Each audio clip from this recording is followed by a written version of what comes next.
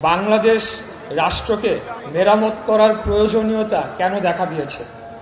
আপনারা জানেন, খুনি স্বৈরাচারী ফ্যাসিস্ট হাসিনা সে গত 16 বছর বাংলাদেশ রাষ্ট্র সরকার এবং সকল রাষ্ট্রযন্ত্রকে দলীয়করণ করে রাষ্ট্র এবং সরকারের মধ্যে যে পার্থক্য সেটিকে মিলিয়ে মিশিয়ে একাকার করে ফেলেছে। একটি রাষ্ট্র হচ্ছে একটি ভূখণ্ড এবং সেখানে একটি জনগোষ্ঠী থাকে, সেটি স্থায়ী। আর সরকার অস্থায়ী, সরকার আসবে যাবে, এটি অস্থায়ী একটা বিষয়। সরকার তার একটি কাঠামোর মাধ্যমে রাষ্ট্রকে পরিচালনা করবে। সেই কাঠামোর মধ্যে রয়েছে আমাদের আইন বিভাগ, আমাদের বিচার বিভাগ যেটিকে আমরা বলি, আমাদের সংসদ এবং আমাদের প্রশাসন।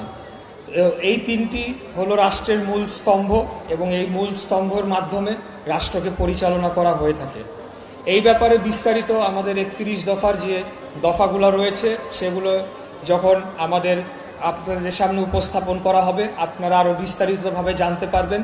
তবে আমি এটা এতটুকু বলবো যে আজকে বর্তমান অন্তর্বর্তীকালীন সরকার সহ বিভিন্ন সুশীল সমাজ বুদ্ধিজীবীরা তারা সংস্কার করে তারা নির্বাচনকে কিছুটা বিলম্বিত করার একটা চেষ্টা করছে বলে মনে হচ্ছে।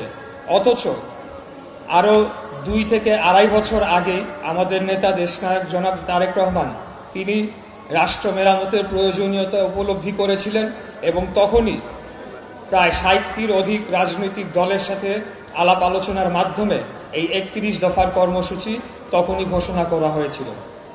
আজকে আপনারা লক্ষ্য করবেন যে বর্তমান সরকার তারা যে কয়েকটি সংস্কার কমিশন গঠন করেছে তা হুবহু আমাদের এই 31 দফার থেকে নিয়ে এবং এমনকি নামটা পর্যন্ত তারা পরিবর্তন করতে পারে নাই।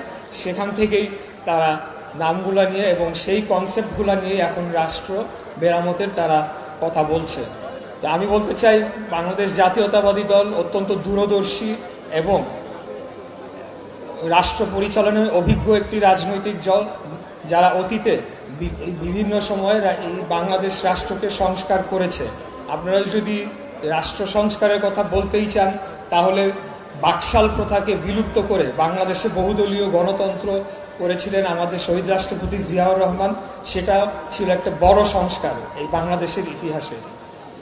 তত্ত্বাবধায়ক সরকার ব্যবস্থা প্রবর্তন করে বাংলাদেশে একটা উল্লেখযোগ্য সংস্কার এনেছিলেন আমাদের নেত্রী দেশনেত্রী বেগম খালেদা জিয়া। আজকে তাদেরই পথ অনুসরণ করে আমাদের নেতা দেশনায়ক জনাব তারেক রহমান 31 দফার রাষ্ট্র সংস্কারের এবং রাষ্ট্র মেরামতের কর্মসূচি দিয়েছেন, যার মাধ্যমে বাংলাদেশের সকল শ্রেণী পেশার মানুষের ভবিষ্যৎ এবং ভাগ্য উন্নয়নের একটি রূপরেখা দেওয়া হয়েছে। তো যাই হোক নেতৃবৃন্দ, আমি আর বক্তব্য দীর্ঘায়িত করব না।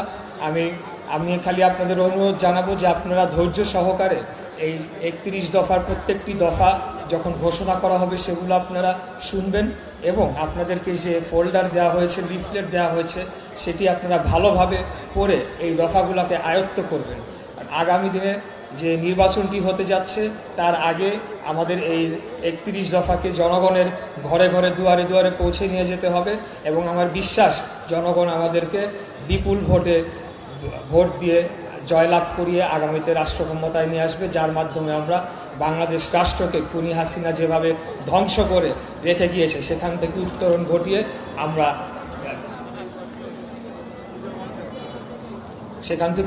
ঘটিয়ে আমরা একটি উন্নত সমৃদ্ধশালী রাষ্ট্র হিসেবে বাংলাদেশকে গড়ে তোলার লক্ষ্যে কাজ করে যাব।